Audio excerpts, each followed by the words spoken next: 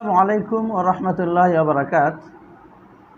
প্রশ্ন ফাঁস করে বিনিময় গ্রহণ করা এটা হালাল হবে কিনা?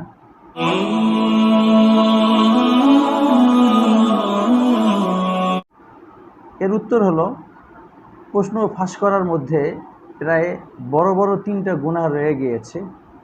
নাম্বার 1, রাষ্ট্রের আইন অমান্য করা। নাম্বার 2, আমানাতের খেয়ানত করা। নাম্বার 3, অন্যায় কাজে সাহায্য করা। নাম্বার 4, রাষ্ট্রকে ধোঁকা দেওয়া। নাম্বার 5, মানুষকে জ্ঞান গরিমা এবং জ্ঞানমুখী পরিবেশ নষ্ট করে দিয়ে তাদেরকে অন্যায় পথের দিকে ঠেলে দেওয়া। এতগুলো গুনাহের সমন্বয় হলো প্রশ্ন ফাঁস করা এই কাজটা।